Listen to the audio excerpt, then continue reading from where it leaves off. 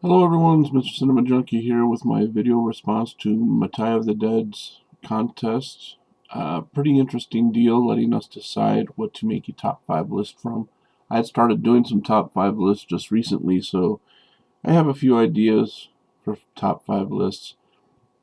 One I haven't used yet. I was trying to make it as obscure as possible. I wasn't even going to talk about movies. I was going to talk like top 5 ice cream toppings. But you know what? There's way too many toppings that I like, so I'm going with cars from the movies. And again, there's a lot of cars to choose from too. I've stayed away from the easy ones or semi-easy ones like the Batmobile. First of all, Batmobile, there's too many versions of it. Second of all, I was torn between the original TV series Batmobile and the recent Dark Knight Batmobile. Didn't care too much for the one from Tim Burton's Batman. Personal taste. But here we go with my top 5 list, and I hope it meets everybody's approval. The first two are making spots 5 and 4 simply because I couldn't find the make or model of the actual car. I'm trying to find year and things like that, maybe a little backstory on them. But since I couldn't, I'm basically just going to tell you what the vehicle is and what movie it was used in. So first off is the hearse from the movie Laid to Rest. I have a thing about hearses. I think they're kind of cool. The more souped up and the more custom they are, the sweeter they are. I've seen some newer ones though, like very recent ones that are just they're too modern. They have big glass enclosures. Look too much like stretched out vans. Not a fan of those. I like the vintage ones, the classic ones, like the old Cadillac hearses.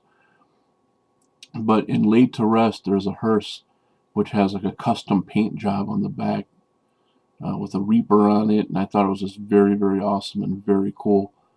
Um, I would definitely buy one if I had the means to fix it up to my liking, and that's what I would drive to things like horror cons and movie premieres and things like that. So number 5 is the hearse from Laid to Rest. Number 4 is the ice cream truck used in the movie Phantasm. Again, couldn't find an exact model for this, but it kind of resembles the ice cream truck that was used in the Cheech and Chong movie Nice Dreams. It has an open front end, a very short and shallow back end. I just think it's very cool, man. Very vintage, and um, I never really thought much about running an ice cream business, but if I was selling ice cream, if I was an ice cream man, that'd probably be the truck I'd want to use. It's just a very simple design, open air, jam some tunes on it, hit some avenues in the summertime. You're rolling, man. Uh, Reggie drove that sucker really good in the movie Phantasm. So, uh, yeah, the ice cream truck from Phantasm is number 4. Now we're getting to the ones that I have a little more detail on. So, number 3 goes to Eleanor. That is the Shelby GT500 Mustang that was used in Gone in 60 Seconds. A little interesting story on that. It's not an exact Shelby vehicle. It was created specifically for that movie. And then after it became a hot commodity as far as the movie was concerned, I believe the designer of the car gave the rights for the car to be reproduced, to be mass produced, for people to buy copies of that vehicle. It's still a very sweet and very sharp car. I love the colors on it. It didn't look so hot when he delivered it to the buyer.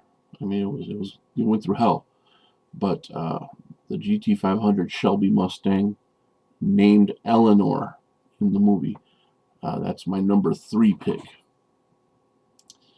Number 2 is the Ford Falcon XB Coupe.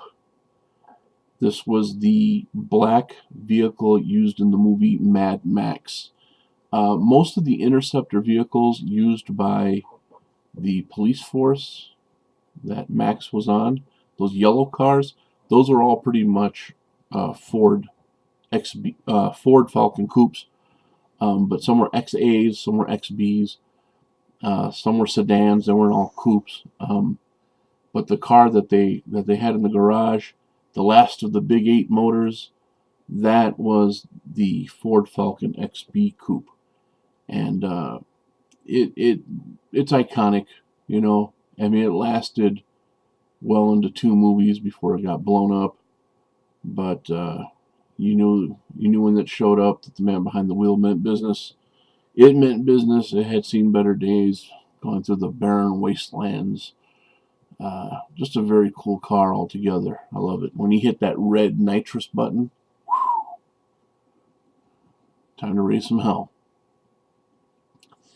And the number 1 vehicle on my list is the 71 Cuda 340 that was used in the movie Phantasm. That was a very cool, very sleek black vehicle. When you have good versus bad or good versus evil, and you're the good guys, you want something under the hood and behind the wheel, and that Cuda really delivered. I mean, it had speed, it was sleek, and in some instances kind of menacing, a little scary looking. Bring out all the hearses you want, all the dwarves you want, all the silver spheres you want. I got the Cuda. Very cool that it had a sunroof that you could pop out of and shoot at oncoming bad guys. Had a roar to it that was really awesome. Come to find out, I really hate when I find out stuff that just kind of deflates my dream.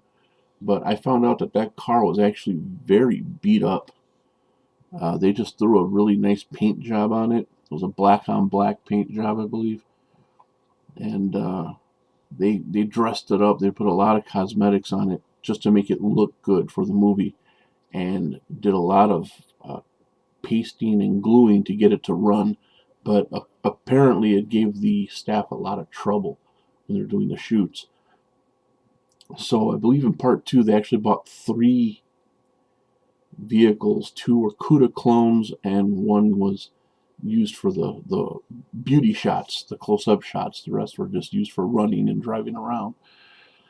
But the original is always the best. I plan to buy myself a scale model of that car. I've seen it online a couple of times, and it actually says Phantasm on the box, and it says it on the license plate. But that's the 71 Cuda 340, and that is my number 1 pick on my top 5 vehicles used in movies.